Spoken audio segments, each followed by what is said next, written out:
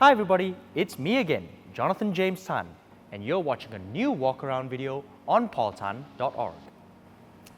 This here is the newest pickup truck in Malaysia, the 2015 Mitsubishi Triton.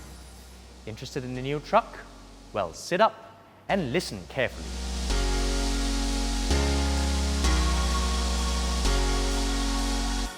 Now, the Triton has always been one of the more popular pickup trucks on sale in Malaysia. This second generation Triton hopes to continue that popularity, and it comes in full force with no less than 5 variants on offer. They all come fully imported from Thailand, and at the bottom of the range sits the Triton Quest, replacing the old Triton Lite Turbo.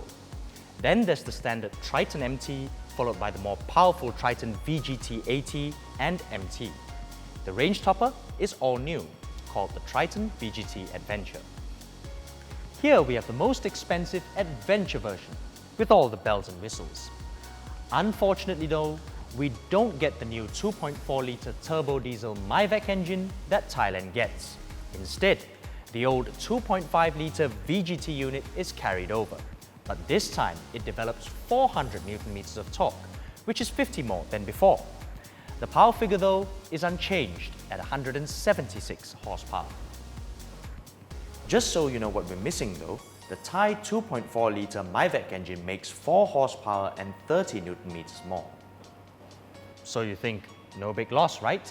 But that's not the full story, because the newer motor is claimed to be more efficient by a whole 20%.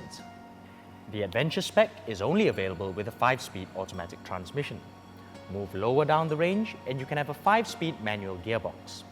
And as expected, all variants, except the base Triton Quest, get a 4-wheel drive system with a shift-on-the-fly function. But enough with the technical details. If the new Triton is going to do well, it's probably going to be down to its looks. Beautiful or not? That's up to you to decide. But come on, it looks like nothing else on the road. Now, the Triton has always been the truck that didn't quite look like a truck. And this new one is no different. It's a lot curvier than other boxy pickups, and no one's gonna miss this huge chrome grille and swept-back headlamps.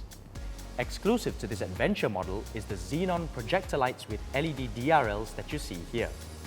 Lesser models make do with halogen reflector headlights, and the base Triton Quest gets a full black grille and no side fender flares. The Triton has many first-in-class features, including keyless entry and a push-start button. Obviously, these features are reserved for the range-topping model. The same goes for these door visors, nice side steps, and 17-inch alloys. The VGT models get simpler aluminium side steps and smaller 16-inch wheels. The standard MT loses out on the side steps altogether, while the Triton Quest makes do with 15-inch wheels and no rear bumper. At the back, well, there's nothing much to say really. It's a pickup truck. This Adventure spec adds a reverse camera, and that's about it.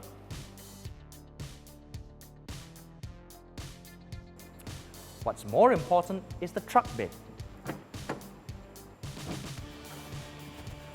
The dimensions are competitive, about 1.5 meters in length, the same in width, and about 475 millimeters in height.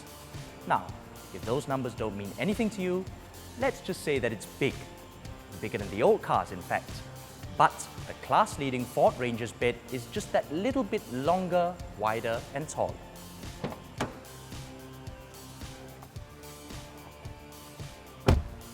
Step inside, and immediately the Triton looks to have an edge over its rivals. There's slightly more rear legroom than before, which is very, very good. And the rear seat angle is still the most car-like amongst current pickups. So, if you're going to be using the rear seats a lot, this is definitely one of your best options. The rear bench gets 3 separate headrests and a full set of 3-point seatbelts. But unlike the old VGT GS model, you no longer get a sunroof or the cool, powered rear sliding window. Up front, the new Triton is now even more car-like than before. The seating position is now much lower, and all-round visibility is excellent. A big improvement on this automatic model is this electronic 4-wheel drive selector. But if you buy the manual, you'll still get the old school vibrating transfer case lever.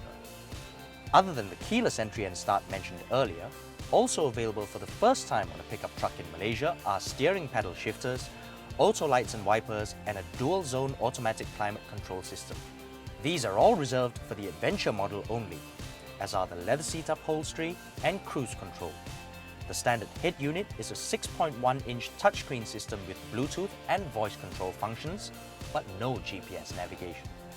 The cheaper VGT models are downgraded to a single-zone climate control unit and fabric seats instead, but they get to keep keyless entry and the touchscreen system.